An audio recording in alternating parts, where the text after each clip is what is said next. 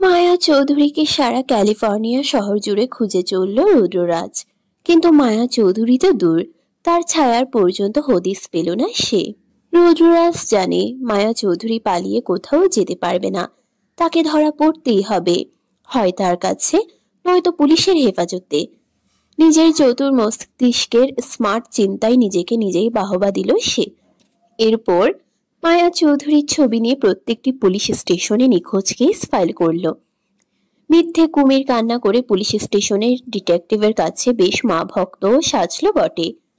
Detective mister Edward তাকে আশ্বস্ত করলো যে যেভাবেই হোক তারা ডক্টর রুদ্ররাজের মাকে খুঁজে বের করবেই করবে। টিস্যু দিয়ে চোখে নোনতা জল মুছে বেরিয়ে এলো রৌদ্র। এরপর নিজের গাড়িতে বসে চোখ বুঝে সিটে হেলান দিল। কিয়ৎক্ষণ বাদে মাথা তুলে সোজা হয়ে বসে লুকিং গ্লাসে নিজের চেহারাখানা পর্যবেক্ষণ করে কিটকিটিয়ে হেসে উঠল। এরপর নিজের বুক চাপড়ে নিজেই বলে উঠল, তুমি ভুল প্রফেশন বেছে নিয়েছো ডক্টর রুদ্ররাজ। তোমার তো অভিনেতা হবার কথা ছিল। এতদিন অভিনয় জগতে পা রাখলেও 2-4টা অস্কার নিঃসন্দেহে ঘরে তুলতে পারতে। তোমার অভিনয় তো বাস্তবের চাইতেও নিখুঁত। ব্রাভো ডিয়ার রুদ্র, ব্রাভো। এরপর নিজের হাসি থামিয়ে হিংস্র মূর্তি ধারণ করল রুদ্র। তার কানে খবর এসেছে তার চোখে ধুলো দিয়ে রূপকথাকে নিজের সাথে ক্যালিফোর্নিয়া নিয়ে এসেছে সারফরাজ। শুধু কি তাই, রূপকথাকে স্টক করা ছেলেটিকে দিয়েছে নিষ্ঠুর থেকে নিষ্ঠুরতম মৃত্যু। ঘুণাক্ষরেও এমন কিছু টের পেলে রূপকথাকে দুনিয়া থেকে বিদায় করতে এক মুহূর্তও সময় নিত না সে। সারফরাজকে যতটা ভেবেছিল রুদ্ররাজ, সারফরাজ তার চাইতেও হাজার গুণ শিয়ানা। কিন্তু এবার রুদ্র সারফরাজকে মাটিতে নুয়ে তবেই ক্ষান্ত হবে। অনেক লুকাচুপি হয়েছে, এবার আর লুকিয়ে লুকিয়ে খেলবে না রুদ্র। একবার মায়া চৌধুরী তার হাতে আসুক, পিষে পিষে মা ছেলেকে খুন করবে সে। মনের ভাবনা ভেবে গাড়ি স্টার্ট করলো রুদ্ররাজ। এরপর স্প্রে ঠাকিয়ে ছুটতে লাগলো নিজ গন্তব্যে। চোখে মুখে ভীতি ফুটিয়ে সারফরাজের পাশের সিটে কাচুমাচু হয়ে বসে আছে রূপকথা। স্বাভাবিক মুখভঙ্গিতে দক্ষ হাতে গাড়ি ড্রাইভ করছে সারফরাজ। মুখের ভাবভঙ্গি দেখে মনে হচ্ছে সে কোনো অঘটনই ঘটায়নি, অথচ কিছুক্ষণ আগে একটা তাজা প্রাণ শেষ করে এসেছে সে বিনা ভাবনায়। সারফরাজের ফকফকে সাদা শার্টের কলারে এখনো তাজা রক্তের স্পষ্ট দাগ। সারফরাজের নিষ্ঠুরতা মোটেও ভুলতে পারছে না সে। যতই চোখের সামনে ঘটে যাওয়া ঘটনাটা ভুলে থাকতে চাইছে রূপকথা, ততই যেন তার চোখের সামনে প্রকটভাবে ভেসে উঠছে। রূপকথা সারফরাজ থেকে চোখ সরিয়ে বাইরে দৃষ্টি নিবদ্ধ করলো। এই মুহূর্তে সারফরাজকে ভালো লাগছে না তার। মানুষটা কল্পনা অতীত নিষ্ঠুর। এমন হৃদয়হীন মানুষ কি করে সৃষ্টি করলো বিধাতা? রূপকথা কি কোনোদিনও তাকে শুধরাতে পারবে না? এই পাপের পথ থেকে সারফরাজকে কিভাবে ফেরাবে রূপকথা? চুপচাপ বাইরের কুয়াশা ঘেরা রাস্তা আর গাছপালা দেখায় বিশেষ মনোযোগ দিল রূপকথা। কিন্তু সবকিছুই কেমন অর্থহীন, বিষাক্ত ঠেকছে তার কাছে। হঠাৎ সারফরাজের মুঠোফোন বেজে উঠল ভো ভো করে। ব্লুটুথ ডিভাইস কানেক্ট করে সারফরাজ ফোন তুলল। Devin. Your mother isn't boss. She ran away. ড্যাভিনের বলা কথায় সারফরাজের চোয়াল কেঁপে উঠল। ছলছল হয়ে উঠল নীল চোখ জোড়া। শরীর ভারসাম্য হারালো। গাড়ির গতি হলো এলোমেলো। অবস্থা আজ করবার আগেই এলোমেলো স্টিয়ারিং এ হুইলের বিচরণে দুর্ঘটনা ঘটার উপক্রম হলো। ভয়ে চিৎকার করে উঠল রূপকথা। বৃহৎ গাছের সাথে ধাক্কা খাবার আগ মুহূর্তে কঠিন ব্রেক কষল সারফরাজ। এরপর রূপকথার পানে অসহায়ের ন্যায় তাকিয়ে বলে উঠল, আমার মা আবার হারিয়ে গেছে রূপকথা। নিষ্ঠুর খেলায় মেতেছেন উপরওয়ালা আমার সাথে। আমি কি কখনোই আমার মাকে পাবো না? জীবন খোয়ানোর অধিক ভয়ে জোরে জোরে শ্বাস টানছে রূপকথা। তন্মধ্যে সারফরাজের এহেন কথাই কি প্রতিক্রিয়া দেখাবে সে তা খুঁজে পেল না। রূপকথাকে নিশ্চুপ দেখে সারফরাজ বলল, ভয় নেই, আমি তোমায় মারবো না। তোমার বাবা আমানত স্বরূপ আমাকে তুলে দিয়েছেন আমার হাতে। কি করে তার খেয়ানত করি বলো? রূপকথা ভীরু চোখ জোড়া নামিয়ে নিল। সারফরাজ গাড়ি রাস্তায় তুলে নিজের বাড়ির উদ্দেশ্যে যাত্রা শুরু করলো। মাঝারি গতিতে চলছে সারফরাজের গাড়ি। রূপকথা এবার সারফরাজের চিন্তা ফেলে মায়ার চিন্তায় বোধ হলো। ব্যথিত গলায় সে আওড়ালো, এই ভয়াবহ শীতের রাতে কোথায় আছেন উনি? আজীবন কি সাজাই পেয়ে যাবে এরা মা ছেলে? কোন পাপের শাস্তি এটা? দুনিয়ার এই নারকীয় জেলখানা থেকে কবে মুক্তি মিলবে এদের? সারফরাজ শহরের পথ ছেড়ে নিজের ফরেস্ট হাউসের পথ ধরল। সামনে গহীন অরণ্য আর আঁকাবাঁকা রাস্তা। গাড়ির হেডলাইটের আলো ব্যতীত আর কোনো দুনিয়াবি আলো এখানে নেই। দল বেঁধে জোনাকি পোকা দূরে ছোট ছোট আলোক মশাল জ্বালিয়েছে, সেগুলো কুয়াশার বেষ্টনে আলো বিলাতে ব্যর্থ হচ্ছে। সারফরাজের চোখ মুখ শক্ত। তার মন মস্তিষ্কে এই মুহূর্তে কি চলছে তার রূপকথা জানে না। কম্পিত শীতল হাতে রূপকথা সারফরাজের হাতের উপর ভরসাযুক্ত হাত রাখলো। কম্পিত শীতল হাতে রূপকথা সারফরাজের হাতের উপর ভরসাযুক্ত হাত রাখলো। সারফরাজ তাকিয়ে দেখলো না তার দৃষ্টি পথের দূরত্বে। আকস্মিক কেউ ছুটে এলো গাড়ি অভিমুখে। অ্যাক্সিডেন্ট এড়াতে হঠাৎ জোরে ব্রেক কষলো সারফরাজ। কোনো কিছু বোঝার আগে হুমড়ি খেয়ে কপালে বাড়ি খেলো রূপকথা। বাইরে থেকে ভেসে এলো মৃদু আর্তনাদ। সারফরাজ গাড়ির টুল বক্স থেকে নিজের গান লোড করে ঝটপট বাইরে বেরিয়ে এলো। এসে দেখতে পেল একজন মানুষ মুখ থুবড়ে উপর হয়ে পড়ে আছে। সারফরাজ নাকের পাতা ফুলিয়ে তপ্ত শ্বাস ফেলল। এরপর গম্ভীর ভারী গলায় ডাকলো, হেই, এক্সকিউজ মি, স্ট্যান্ড আপ। কিন্তু মুখ তুলল না উক্ত মানুষ। রূপকথাও বিচলিত হলো এবার। হেডলাইটের আলোয় রাস্তা চকচকে ফকফকে। মনের কোণে অল্প ভয় নিয়ে গাড়ির দরজা খুলে নামলো রূপকথা। এরপর গাড়ির সামনে এসে দাঁড়ালো। মলিন শাড়িতে আবৃত এক নারী মূর্তি চোখে আটকালো।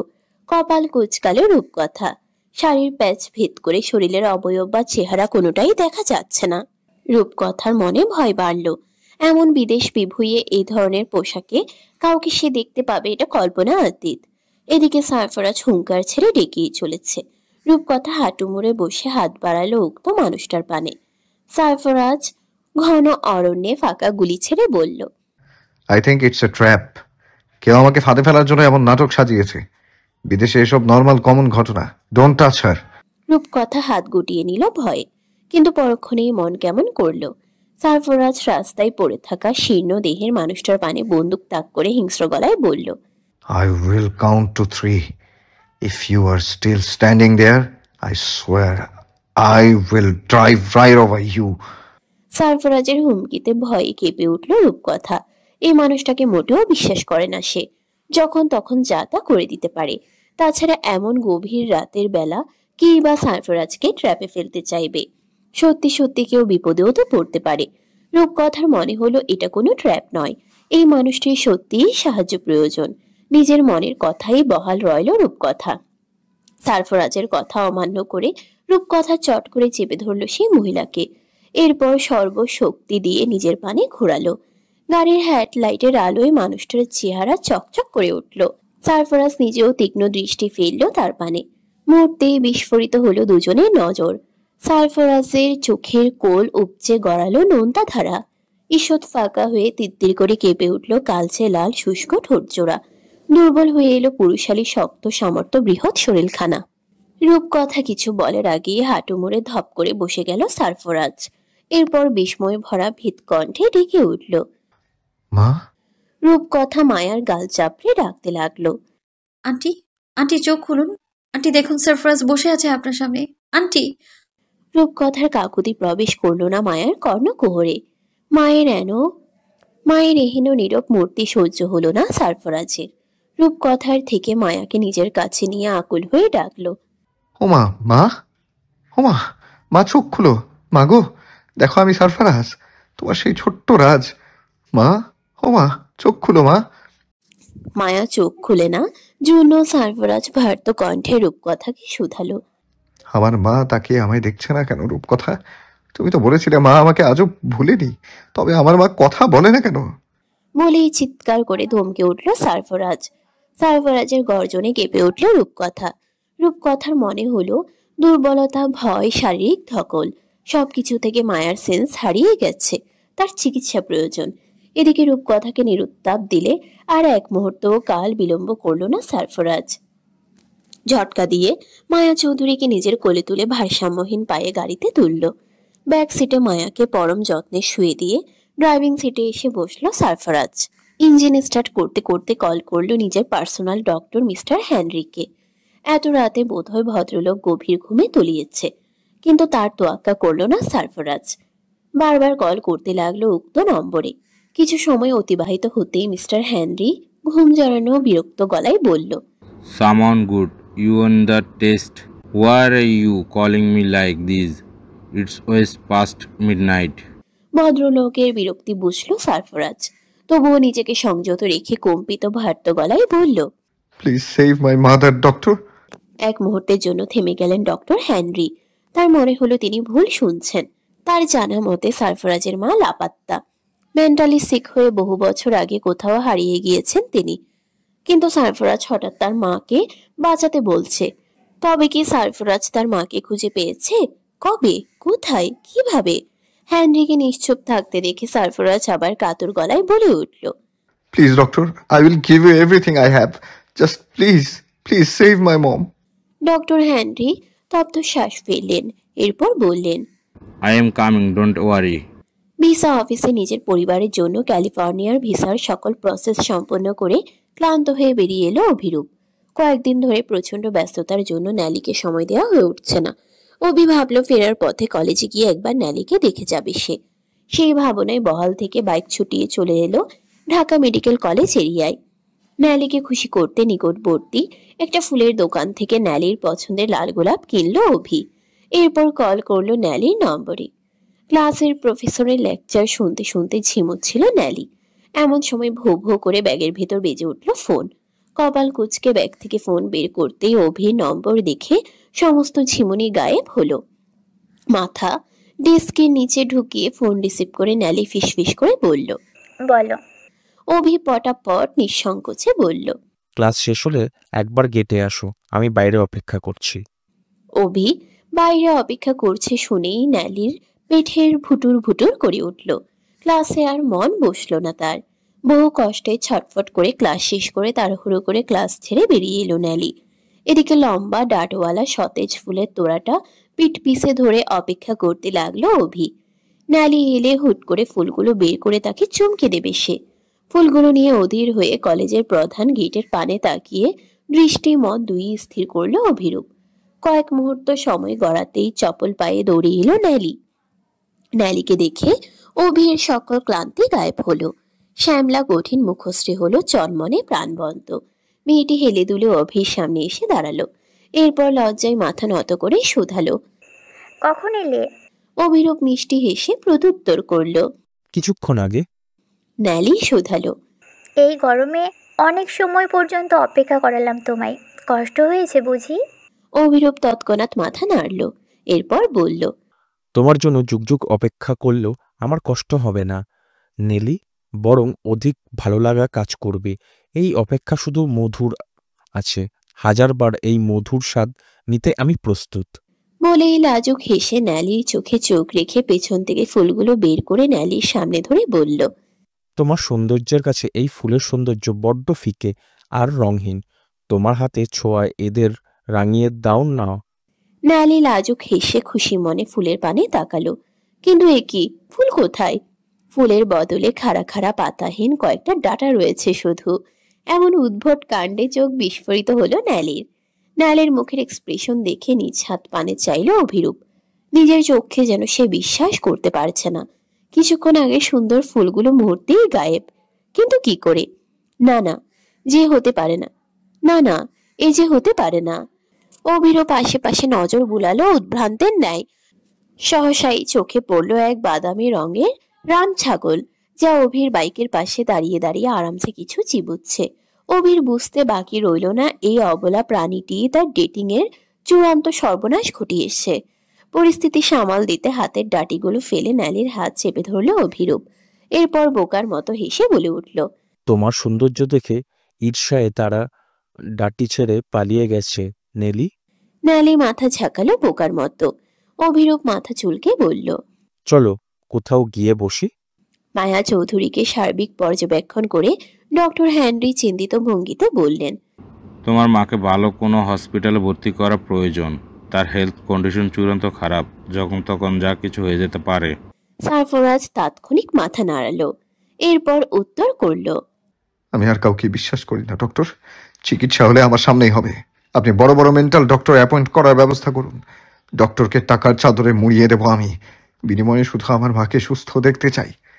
শুনশান নিস্তব্ধ অন্ধকার রাস্তার বাঁকে গাড়িতে বসে বসে চোখ বুঝে সিগারেট ফুঁকছে সারফরাজ। ঘড়িতে সময় মধ্যরাত। শীতের প্রকোপ যথেষ্ট। মাঝরাতে জেগে থাকা রাস্তার কুকুরগুলো ভৌতিক সুরে ন্যাকড়ের ন্যায় হাউলিং করে চলেছে। পুরো শহর যেন ঘুমিয়ে গিয়েছে। মানুষের চলাচল খুব একটা নেই, কিন্তু থেকে থেকে অ্যাম্বুলেন্সের পুপু সাইরেন কানে লাগছে। মাথায় হাজারো কুটিল বুদ্ধি খিলবিল করছে সারফরাজের। কোনটা রেখে কোনটা আগে জাহির করবে তার কোনো কিনারা খুঁজে পাচ্ছে না। বন্দুকের চোখা নল দিয়ে নাকের ডগা চুলকে ফোনে সময় পরক করে নিল। এমন সময় ড্যাভিনের কল এলো। ঠোঁটে বাঁকা হাসি ঝুলিয়ে ফোন রিসিভ করলো সারফরাজ। এরপর ভরাট বেশ স্বরে বলল, yes Devin. He is live this hospital and is on his way home, boss. ড্যাভিনের কথা শেষ হতে না হতেই ফোন কেটে দিল সারফরাজ। এরপর গাড়ি থেকে নেমে ডাকলো। বয়েজ। পিছনের গাড়ি থেকে মুহূর্তেই নেমে এলো ইয়ং আর লুইস। সঙ্গে নিয়ে এলো নিজেদের ব্যবহারিক হ্যাকলার অ্যান্ড কোচের 416 সাবমেশিন গান। নিজের ব্লেজারের ভেতর থেকে দুই হাতে দুটো গান বের করে চকচকে নজর বুলালো সারফরাজ। এরপর লম্বা লম্বা পা ফেলে হাঁটতে লাগলো সমুদ্রে দুতলা বিশিষ্ট আধুনিক বাড়িটির অভিমুখে। নিজের ডিউটি শেষ করে বাড়ির উদ্দেশ্যে ছুটছে রুদ্ররাজ। আজকাল কিছুই তার মনোপুত হচ্ছে না। সবকিছু কেমন আয়ত্তের বাইরে চলে যাচ্ছে। মায়া চৌধুরী সবচেয়ে বড় লস প্রজেক্ট রুদ্রের জন্য। রুদ্র অবশ্য ইতিমধ্যে ভেবে ফেলেছে কিভাবে সারফরাজকে নাকানি চুবানি খাওয়াবে। তার চেয়েও বড় কথা হচ্ছে সারফরাজের কাছের এক লোককে ম্যানেজ করে ফেলেছে রুদ্র। তাকে দিয়েই সারফরাজের উইকেট পতন করবে সে। শুধু সময়ের অপেক্ষা। নানাবিধ ভাবনা ভাবতে ভাবতে নিজ বাড়ির সামনে এসে থামলো রুদ্রের গাড়ি। বাড়ির নিচের বিশাল পার্কিং এরিয়ায় গাড়ি পার্ক করে তালা খুলে বাড়ির ভেতরে ঢুকতে চাইল রুদ্র। কিন্তু এ কি, তালা আগে থেকেই খোলা। রুদ্রের ফর্সা মসৃণ কপালে শুকনো ভাঁজ পড়ল। সে লম্বা পায়ে ফিরে এলো পার্কিং এরিয়ায়। এরপর গাড়ির টুল বক্স থেকে নিজের গান বের করে সন্তর্পণে ড্রয়িং রুমে প্রবেশ করলো। বিশাল ড্রয়িং রুমে ঘুটঘুটে অন্ধকারে রাজত্ব।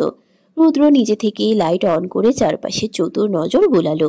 রুদ্রের শরীরের গন্ধে প্রতিদিন রুদ্রের পোষা বিড়াল ম্যানি আর কুকুর লাভেলো দৌড়ে আসে, কিন্তু আজ এলো না। রুদ্রের কাছে ঘটনা খটকা লাগলো। সে সিঁড়ি ধরে উপরে উঠে এলো। এরপর নাকের পাতা ফুলিয়ে খট করে নিজের বেডরুমের দরজা খুলে গুলি চালাতে চাইলো, কিন্তু তার আগেই সারফরাজ তার কপালে বন্দুকের নল ঠেকিয়ে কিটকিটিয়ে হেসে বলে উঠল, লস এঞ্জেলসের হাওয়া বড্ড মিষ্টি, এজন্যই তো জঙ্গল ছেড়ে শহরে বাতাস খেতে এলাম। কেমন লাগলো আমাদের সারপ্রাইজ ব্রো? রুদ্র দাঁত পিষে বলে উঠল, সিংহের কাছে মরতে এসেছিস? সারফরাজ আরেক দফা হাসলো। এরপর রুদ্রের চোখে চোখ রেখে বলে উঠল, তোর মুসলমানি করাতে এসেছি। শুনেছি দিনে দিনে বহুত লম্বা হয়ে গেছে, তাই কাটাতে এলাম। বলেই গর্জে উঠল। টাইট করে পিছমোড়া করে বেঁধে ফেলায় কে? আদেশ পাওয়া মাত্র অন্ধকারের ভেতর থেকে শক্তপোক্ত লুইস আর ইয়ং বেরিয়ে এসে রুদ্রের দুই হাত মুড়িয়ে ধরল। রুদ্র ধস্তাধস্তি করে নিজেকে মুক্ত করতে চাইল, কিন্তু অসুর তুল্য শক্তিশালী মানুষ দুটির সাথে পেরে উঠল না। এই দৃশ্যে মজা পেয়ে সারফরাজ নাটকীয় হাসল। এরপর বলল, এমন শরীরওয়ালা দেখে দুটো বডিগার্ড রাখবি। আজ যদি বডিগার্ড থাকতো তবে আমার হাতে ধোলাই খাওয়া থেকে বাঁচতে পারতি। এসব কুকুর বিড়াল দিয়ে কি হয় বল? মানুষের বলের উপর আর কিছু আছে? রুদ্রকে টেনে হিঁচড়ে ডাইনিং রুমে নিয়ে এলো দুজনে। এরপর একটা চেয়ারের সাথে শক্ত করে বাঁধল। সারফরাজ চোখের ইশারা করলো লুইসকে। ইশারা পাওয়া মাত্র কিচেন থেকে ম্যানি আর লাভেলর রক্তাক্ত দেহ দুই হাতে ঝুলিয়ে অনাদরে নিয়ে এলো লুইস। এরপর তা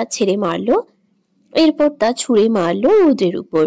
সন্তান তুল্য পশু দুটি নৃশংস্র পরিণতিতে চিৎকার করে উঠল রুদ্র। সারফরাজ বিদঘুটে হাসলো সেই চিৎকারের প্রত্যুত্তরে। এরপর একটা সিগারেট ধরাতে ধরাতে বলল, ঘেউ ঘেউ মিউ মিউ করে একদম কানের মাথা খেয়ে নিচ্ছিল, তাই চিরতরে চুপ করিয়ে দিলাম। বলেই অপ্রস্তুত রুদ্রের কপালে আর বুকে দুই হাতের দুই গান ঠেকিয়ে ট্রিগার চেপে বলে উঠল, হ্যাপি জার্নি। খট করে আওয়াজ হলো। রুদ্র চিৎকার করলো, কিন্তু গুলি বেরুলো না। রুদ্রের কপাল পেয়ে ঘাম ঝরল।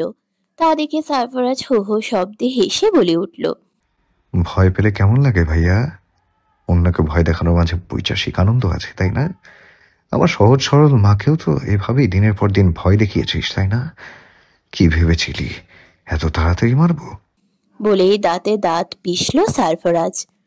এরপর চোখের কোণে জমে থাকা জল হাতের উল্টো পিঠে মুছে হিস হিস করে বলে উঠল, মোটেও না। আমার মায়ের চাইতে বদ্ধ উন্মাদ করবো তোকে আমি। যেদিন ফুল মেন্টাল হয়ে ন্যাংটা হয়ে রাস্তার মাঝে ট্রাফিক পুলিশের মতো গাড়ি আটকিয়ে নাচ দেখাবি, সেদিন তোকে শেষ করবো আমি, এর আগে নয়। কিন্তু আজ এই মুহূর্ত থেকে তোর জীবনের জাহান্নামের আওয়াজ শুরু। তোকে আমি 1 মিনিটও শান্তিতে ঘুমোতে দেব না। আমার যন্ত্রণায় অতিষ্ঠ হয়ে আত্মহত্যা করতে চাইবি, সেটাও পারবি না। Your time starts now. Sufian চৌধুরীর সাথে রূপকথা মায়া চৌধুরীর ব্যাপারে সবকিছু শেয়ার করল। কিভাবে মায়া চৌধুরীকে ক্যালিফোর্নিয়ার রাস্তায় পাওয়া গিয়েছে সেটাও সবিস্তারে জানালো। পুরো ঘটনা শুনে শিউরে উঠলেন সুফিয়ান আর রেখা। সুফিয়ান অকথ্য ভাষায় রুদ্রকে বেশ গালাগালিও করলেন, কিন্তু অবশেষে সারফরাজ যে জীবিত অবস্থায় তার মাকে ফিরে পেয়েছে এটা নিয়ে শুকরিয়া আদায় করলেন। সুফিয়ানের থেকে ফোন নিয়ে রেখা বলে উঠলেন, তুমি ওনাকে দেখে রেখো রূপকথা। বেচারি এতগুলো বছর অনেক সাফার করেছেন। উনি সুস্থ হলে তাড়াতাড়ি দেশে ফিরে এসো। তোমাকে ছাড়া থাকতে আমাদেরও ভালো লাগছে না। দরকার হলে সারফরাজের মাকে সহ নিয়ে এসো, উনি না হয় আমাদের সাথেই থাকবেন। রূপকথা মাথা ঝাঁকিয়ে বলে উঠল, ঠিক আছে, আমি এখন রাখছি।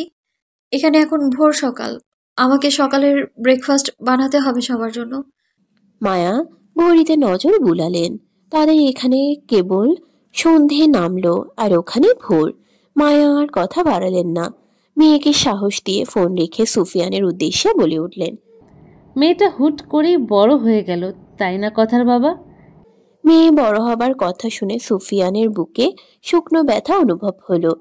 তিনি বুক মালিশ করতে করতে বলে উঠলেন, একদিন মেয়েটা আমাদের রেখে পরের ঘরে চলে যাবে, তখন কিভাবে থাকবো আমরা বলো তো? রেখা তপ্ত শ্বাস ফেললেন। এরপর প্রসঙ্গ পাল্টে বললেন, তুমি বসো, আমি তোমার জন্য চা নিয়ে আসছি। রেখা উঠে চলে গেলেন কিচেনে, কিন্তু সুফিয়ানের মন থেকে ব্যথা সরল না। তিনি আনমনে ভাবতে লাগলেন, সারফরাজের সাথে রূপকথার বিয়ে হলে রূপকথা আজীবন বিদেশের মাটিতে থাকবে, বাবা মায়ের ধরাছোঁয়ার বাইরে। ভিডিও কলই শেষ ভরসা থাকবে তখন। মন চাইলেও তখন আর মেয়ের হাতটা পরম ভালোবাসায় স্পর্শ করা যাবে না, খাওয়া যাবে না আদর মাখা চুমু। মন খারাপের বিষণ্ণ বিকেলে রূপকথাকে নিয়ে বাগানের বেঞ্চে বসে আর সন্ধ্যা তারাটাও দেখা হবে না। বাবা আর মেয়ের মাঝে থাকবে হাজার হাজার কিলোমিটারের দূরত্ব। নিয়তি বুঝে এতটাই নিষ্ঠুর কন্যার পিতার জন্য। সুফিয়ান মন থেকে হতাশা দূর করতে চাইলেন, কিন্তু তারও জেকে বসল। সুফিয়ান পকেট হাতড়ে ফোন বের করলেন। এরপর ডায়াল করলেন এসপি আবির মাহতাবের নম্বর। ফোন রিং হতেই আবির ফোন তুলল। স্ক্রিনে সুফিয়ান চৌধুরীর নম্বর। পুলকিত হয়ে প্রশ্নগুলো জিজ্ঞেস করলো আবির, কিন্তু সুফিয়ান চৌধুরী থমথমে গম্ভীর গলায় বলে উঠলেন, কন্যা সন্তানের বাবা হয়েছো আবির। মেয়েকে হৃদয়ের সব ভালোবাসা নিকড়ে দিও না। মেয়ে বড় হয়ে পরের ঘরে চলে গেলে সইতে পারবে না, করে যা ছিঁড়ে হৃদয় ক্ষত বিক্রত হবে। আর কথা বলতে পারলেন না সুফিয়ান। তার গলা ভার হলো। খট করে লাইন কেটে দিয়ে চোখের কোণে জমা জল মুছে নিলেন। এরপর মনে মনে বলে উঠলেন, দরকার পড়লে ঘর শ্বশুর হয়ে মেয়ের জামাই বাড়িতে গিয়ে উঠবো। ঘর জামাই হতে পারলে ঘর শ্বশুর হওয়া যাবে না কেন? মনে মনে কথাটি ভেবে সারফরাজের নম্বর ডায়াল করলেন সুফিয়ান। রিং বেজে ফোন কেটে গেল, সারফরাজ তুলল না। সুফিয়ান দাঁত পিষে ঠোঁট কামড়ে সারফরাজকে কয়েক দফা গালাগালি করলেন। গালাগাল শেষ হতে না হতে সারফরাজের ফিরতি ফোন এলো। সুফিয়ান কপাল মুখ কোচকে রিসিভ করলেন তা, যেন মুখে করলার রস চালান করেছেন মাত্রই। সুফিয়ান হ্যালো বলবার আগে ঘুম জড়ানো কণ্ঠে সারফরাজ বলে উঠল, সকাল সকাল জ্বালাতন করতে এসে গেছেন না? সারা রাত পর একটু ঘুমালাম, সহ্য হলো না। আচ্ছা, আপনার কোন জন্মের শত্রু আমি বলুন তো? সুফিয়ান গলা উঁচিয়ে বলল, শুন হতচ্ছাড়া, তুই আমার আজীবনের শত্রু। তোর কারণে আমার মেয়ে আমার হাতছাড়া হয়েছে। তোকে তো আমি শোর কোথাকার। বলেই থেমে গেলেন সুফিয়ান। সারফরাজ কিটকিটিয়ে হেসে উঠল সুফিয়ানের মেকি রাগে। এরপর বলে উঠল, গত রাতে ঝাল তরকারি দিয়ে ভাত খেয়েছিলেন বুঝি? নিচে উনুনের ন্যায় জ্বলছে, তাই না? তাই বিষ ঝাড়তে কল করে আমার ঘুম ভাঙালেন। সুফিয়ান ধমকে বলে উঠলেন, গজব পুরুক তোর মুখে, খালি বিশ্রী কথাবার্তা নিয়ে ঘুরে সারাক্ষণ। হাতরা ছেলে কোথাকার। তাহলে ফোন করেছেন কেন? অবাক হয়ে জানতে চাইল সারফরাজ। সুফিয়ান এবার নড়ে চড়ে বসলেন, কিসে গলা ছাড়লেন, এরপর বলতে আরম্ভ করলেন। শোন ফাজিল ছেড়ে, আমি কিন্তু আমার মেয়েকে ছাড়া থাকতে পারবো না। আমি কিন্তু ঘর শ্বশুর থাকবো। যদি সম্মত করিস তবে মেয়ে পাবি, তা না হলে মেয়ে দিব না। শর্তে রাজি আছিস কিনা বল। সুফিয়ানের কথাগুলো সারফরাজের ঘুমন্ত মস্তিষ্কে ক্যাচ করতে সময় লাগলো। যখন পুরোটা সারফরাজের মাথায় খেলে গেল, সারফরাজ চোখ বড় বড় করে উঠে বসলো। এরপর গায়ের ব্ল্যাঙ্কেট সরাতে সরাতে উচ্ছ্বসিত গলায় বলল, আমার বিয়ে কবে কমিশনার সাহেব? উফ, কতদিন ধরে এই দিনের স্বপ্ন দেখছি। আপনার মেয়েকে বিয়ে করে বুকে জড়িয়ে ধরে ঘুমাবো। ওহ রে, কি সুন্দর সকাল আজ। ইস, আচ্ছা বিয়েটা কবে? সুফিয়ান নাক ফুলিয়ে চট করে বলে উঠলেন, লাল শুক্রবার। যেই মাসে লাল শুক্রবার হবে ওই মাসে তোর বিয়ে। শালার বেটা, শর্তে রাজি না হয়েই সে ঘুমাতে চলে এসেছে আমার মেয়েকে ধরে। বলে ফোন কেটে দিলেন। সারফরাজ কেটে যাওয়া ফোনের পানে কতক্ষণ দৃষ্টি স্থির করে রাখলো। এরপর মাথা চুলকে ঠোঁট কামড়ে বলে উঠল, আমার বিয়ে? ভাবতেই লজ্জায় লাল হলো সারফরাজের সফেদ গাল। লজ্জায় সারফরাজের কম্বলের তলায় লুকলো। এরপর আবার মাথা বের করে বলে উঠল, আমার বিয়ে? রান্নাঘরে টুকটাক হাতের কাজ সেরে নিল রূপকথা। এরপর কি নাস্তা বানাবে এটা নিয়ে ভাবতে লাগলো। রেখা কখনোই তাকে রান্নাঘরের আশেপাশে যেতে দেয়নি। হালকা নুডলস, পাস্তা, ডিম ভাজি, আলু ভর্তা করতে পারে রূপকথা। এই কদিন সারফরাজই রান্না করে খাইয়েছে তাকে। কিন্তু গত রাতে লস অ্যাঞ্জেলেস থেকে ভোরে ফিরেছে সারফরাজ। উঠবে কখন তার ঠিক নেই। এদিকে মায়া চৌধুরীর সকালে মেডিসিন রয়েছে। ডক্টর বলেছে টাইম টু টাইম মেডিসিনগুলো দিতে। এখন সারফরাজ কখন উঠবে সে আশায় বসে থাকলে কারোর পেটে দানা পানি পড়বে না। অভিরূপটারও আসার কোনো নাম নেই। নানান ভাবনা ভাবতে ভাবতে রূপকথা ভাবল সে রুটি আর ডিম ভাজি করবে। যদিও আজই প্রথম রুটি বানাতে চলেছে সে। কুলসুমের কাছে বহুবার দেখা হয়েছে এই ক্রিয়াকর্ম। এহেন বিশেষ কিছু নয়।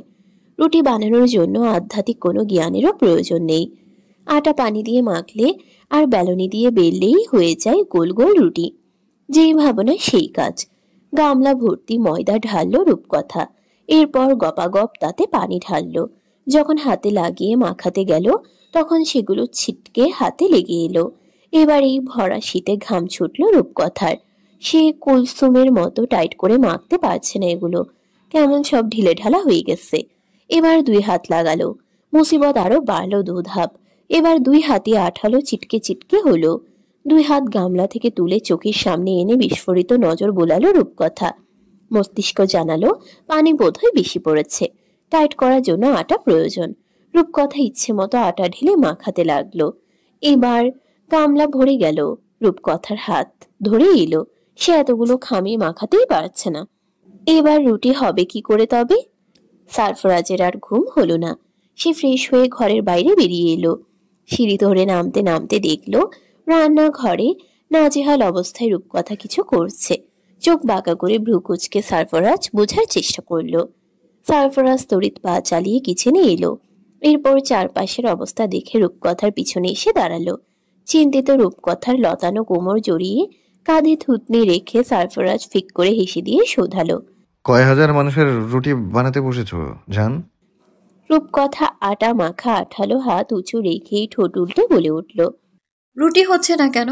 সারফরাজ রূপকথাকে কোমরে ধরে বেসিন সারফেসের উপর বসালো। এরপর রূপকথার পানে গভীর নজর বোলালো। মেয়েটির নাকে, গালে, কপালে ময়দার ছড়াছড়ি। সারফরাজ তপ্ত শ্বাস ফেলে একটা কিচেন টিস্যু নিয়ে রূপকথার নাক, গাল, কপাল মুছে বলে উঠল, আমাকে ডাকলে না কেন? তুমি সকালে এসে ঘুমালে তাই জন্য। সারফরাজ আটা ভর্তি গামলা দূরে সরিয়ে পোলাও চাল বের করলো। এরপর ঘচঘচ করে কয়েক পদের সবজি কেটে পাতলা খিচুড়ি বসালো। অপর চুলায় ডিম ভাজলো। ফ্রিজ থেকে ছোট চিংড়ি নামিয়ে ভর্তার জন্য রেডি করে নিল। প্রেসার কুকারে দিয়ে দিল আলু সেদ্ধ। রূপকথা অবাক নয়নে সারফরাজের হাতের কাজ দেখল। সবকিছু গোছানো পরিপাটি। রূপকথার মনে হলো সারফরাজ মেয়েরূপী পুরুষ মানুষ। নয়তো মেয়েদের মতো নিখুঁত করে একটা ছেলে কি করে সব মেনটেন করতে পারে। রূপকথার ভাবনা শেষ হবার আগে প্রেসার কুকারে সিটি দিল। রূপকথা আনমনে চমকে উঠল। সারফরাজ অল্প হেসে রূপকথার নাক টেনে বলে উঠল, এত ভয় কোথায় থাকে? রূপকথা উত্তর করল না। কিচেন এপ্রনে সারফরাজকে কেমন অসহ্য সুন্দর লাগছে। বেহায়া নজরে রূপকথা ড্যাব ড্যাব করে সারফরাজকে দেখতে লাগলো। সারফরাজ রূপকথার চাহনিতে প্রশস্ত হেসে শুধালো,